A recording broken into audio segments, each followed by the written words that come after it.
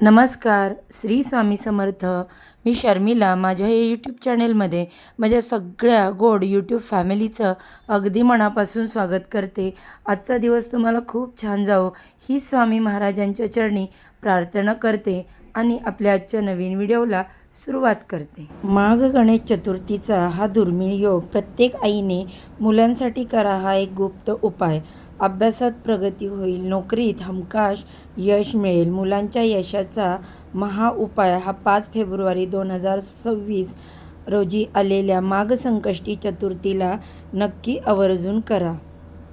आपण आपल्या मुलांसाठी काही नाही करत.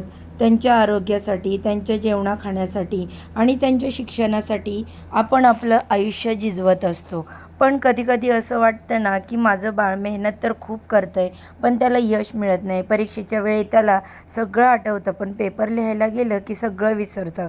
किंवा शिक्षण पूर्ण झालं आहे, पण नोकरीसाठी नशीब साथ देत नाही आहे. तर तुमच्या मनात ही भीती असेल तर आजचा हा व्हिडिओ तुमच्यासाठी नियतीने पाठवलेला संदेश आहे असं समजा. येणारी 5 फेब्रुवारी 2026 वार गुरुवार ही तिळकुंद चतुर्थी म्हणजेच माघ गणेश चतुर्थी या दिवशी असा एक दुर्मिळ योग जुळून आलेला आहे, जो तब्बल 70 वर्षांनी येत आहे. गुरुवारी आलेली ही चतुर्थी आणि त्यात असलेले विशिष्ट नक्षत्र यामुळे या दिवशी केलेला एक गुप्त उपाय तुमच्या मुलांच्या आयुष्यातील सर्व अडथळे दूर करू शकतो. आज मी तुम्हाला असा एक उपाय सांगणार आहे, जो कोणत्याही पुस्तकात सहजासहजी मिळत नाही. हा उपाय पिढ्यानपिढ्या गुप्त ठेवला गेला होता, पण आज अनेक मातांच्या आग्रहाखातर हा उपाय तुमच्यासमोर मांडत आहे. बघा, एक एक सेकंद तुमच्या मुलांचं भवितव्य ठरवू शकतो. व्हिडिओच्या शेवटी मी एक अशी अचूक वेळ सांगणार आहे, ज्या 1 मिनिटात तुम्ही जर हा उपाय केला तर तो कधीच वाया जाणार नाही. त्यामुळे व्हिडिओ पूर्ण पहा.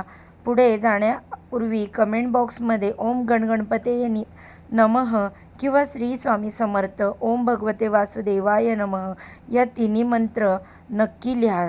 तुमची एक कमेंट तुमच्या मुलांसाठी प्रार्थना ठरू शकते. व्हिडिओला लाईक करा, चॅनेलला सबस्क्राईब करायला विसरू नका. तर बघा, माघ चतुर्थीला कुंद चतुर्थी किंवा वरद चतुर्थी असं देखील म्हटलं जातं. वरद म्हणजे वरदान देणारा. या दिवशी गणपती बाप्पा पृथ्वीवर विशेष चैतन्य रूपाने वावरत असतात. त्यात 5 फेब्रुवारीला गुरुवार आहे.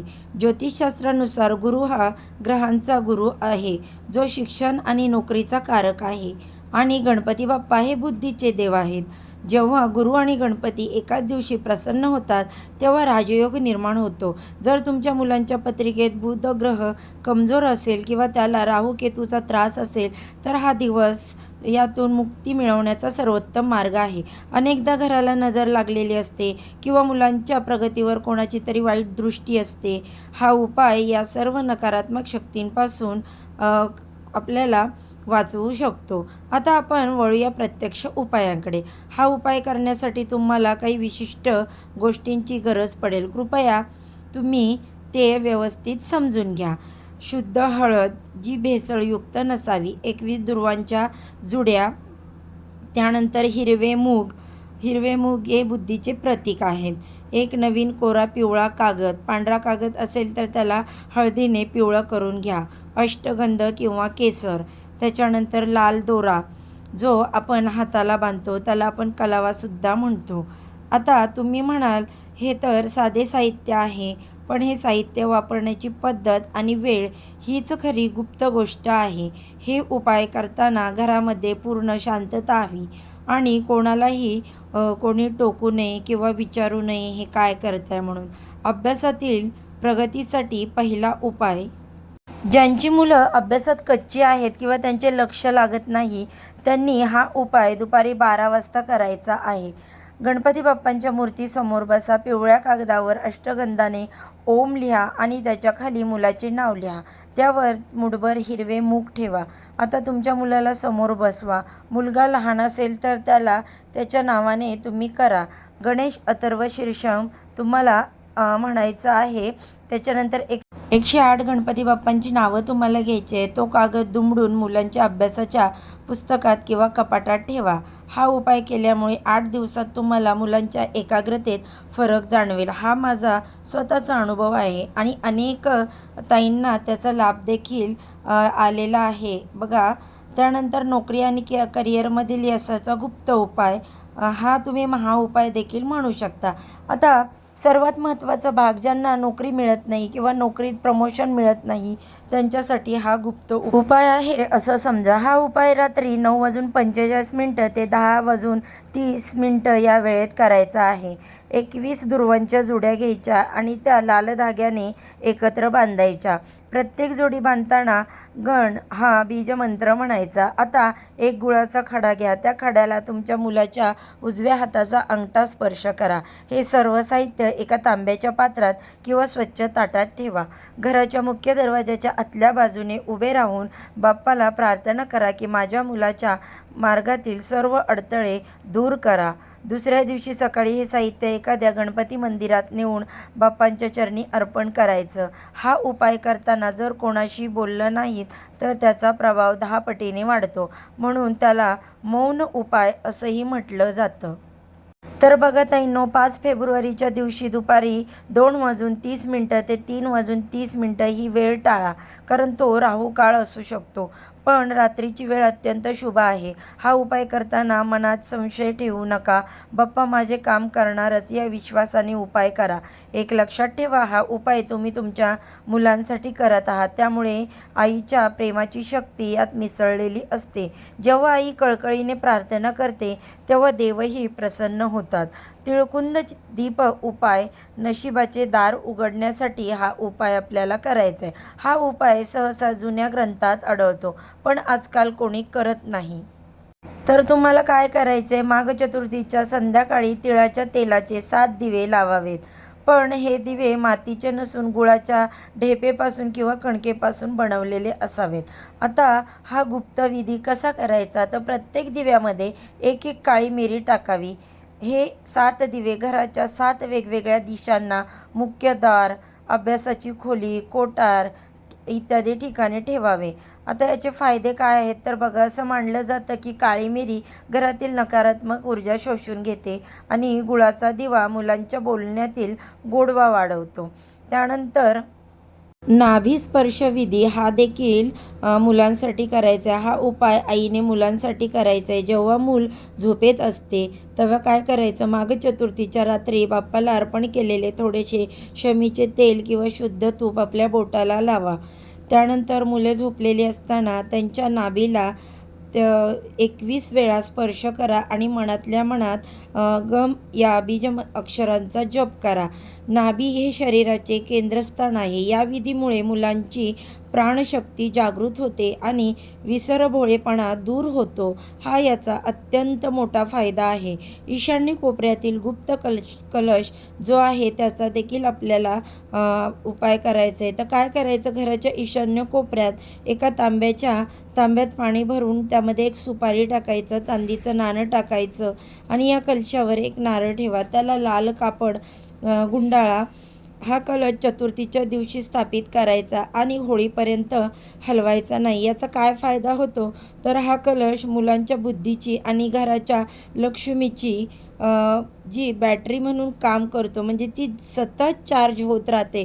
घरात लक्ष्मी कायम टिकून राहते. नोकरी आणि करिअरसाठी सिद्ध सुपारी आणि 7 गाठींचा विधी हा देखील उपाय तुम्हाला करायचा आहे. तर बघा ताईंनो, आता आपण अशा एका विषयाकडे वळत आहोत जो आजच्या काळात प्रत्येक घराचा प्रश्न आहे.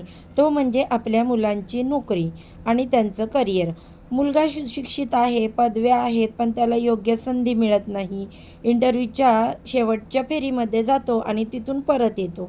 जर असं तुमच्या मुलांसोबत घडत असेल तर समजून जा की त्याच्या मार्गात अदृश्य राहू आडवा येत आहे. आता जो उपाय मी सांगणार आहे तो नीट समजवून घ्या. हा उपाय करण्यासाठी आपल्याला एक अखंड सुपारी आणि ती कुठेही म्हणजे तुटलेली नसावी, किडलेली नसावी अशी घ्यायची. अस्सल शेंदूर, शुद्ध शेंदूर मिळाला तर उत्तम, आणि एक लाल धागा ज्याला आपण कलावा म्हणतो. तर हे सगळं तुम्हाला साहित्य घ्यायचं आहे. 5 फेब्रुवारी 2026 माघ चतुर्थीच्या संध्याकाळी प्रदोष काळामध्ये म्हणजेच सायंकाळी 6 ते 7:30च्या दरम्यान बाप्पासमोर बसायचं. एका ताटात ती सुपारी ठेवायची. आता थोडं गंगाजल, शेंदूर घालून त्या सुपारीला लेप लावायचा. सुपारी पूर्णपणे शेंदुरी झाली पाहिजे. शेंदूर लावताना मनात बाप्पांचं रूप आठवायचं. आता सर्वात मुख्य गुप्तविधी, लाल धागा घ्या. त्या धाग्याला आपल्याला 7 गाठी मारायच्या आहेत. पण या साध्या गाठी नाहीत. प्रत्येक गाठ मारताना तुमच्या मुलाच्या यशात जे अडथळे आहेत त्याचं नाव घ्यायचं आहे. त्यानंतर पहिली गाठ मारताना म्हणा, माझ्या मुलाच्या मार्गातील आळस दूर होऊ दे. दुसरी गाठ मारताना म्हणा, त्याच्या मनातील भीती आणि न्यूनगंड निघून जाऊ दे. तिसरी गाठ, बेकारीचं संकट नष्ट होऊ दे. अशा प्रकारे 7 वेळा 7 वेगवेगळ्या समस्या किंवा इच्छा बोलून गाठ मारायच्या आहेत. आता हा धागा सुपारीला गुंडाळा. ही सुपारी बाप्पांच्या उजव्या चरणापाशी ठेवा. पण लक्षात ठेवा, ही सुपारी विसर्जित करायची नाही. हाच या उपायाचा खरा चमत्कार आहे. दुसऱ्या दिवशी ही सुपारी एका लाल पिवळ्या रेशमी कापडात बांधा आणि तुमच्या मुलाच्या लॅपटॉप बॅगेत, पॉकेटमध्ये किंवा जिथे कामाला जातो तिथे त्यांच्याजवळ राहील अशी व्यवस्था करा. जोपर्यंत त्याला नोकरीत हमखास यश मिळत नाही तोपर्यंत हे मंत्र त्याच्यासाठी ढाल बनून काम करतील. तर बघा ताईंनो, आईच्या काळजातून आलेली हाक देव कधीच मोडत नाही. हे दोन्ही उपाय श्रद्धेने करा. 5 फेब्रुवारी 2026 हा दिवस तुमच्या मुलाच्या आयुष्यातील सुवर्णकाळाची सुरुवात ठरो, हीच बाप्पांच्या चरणी प्रार्थना. आणि बघा, तुम्हाला आजच्या व्हिडिओमध्ये मी जी माहिती सांगितली किंवा हा जो व्हिडिओ तुम्हाला आवडला असेल तर नक्की लाईक करा आणि हा उपाय तुमच्या इतर मित्रमैत्रिणींसोबत देखील शेअर करा. चॅनेलला सबस्क्राईब करायला विसरू नका. आणि हो, कमेंट बॉक्समध्ये ओम गणगणपतये नमः आणि श्री स्वामी समर्थ लिहायला विसरू नका, जेणेकरून बाप्पांचा आशीर्वाद तुमच्या घरावर सदैव राहील. चला तर मग आजच्या व्हिडिओचा इथेच एंड करते. उद्या अशाच छानशा माहितीसोबत पुन्हा नव्याने भेटू. सर्वांना श्री स्वामी समर्थ.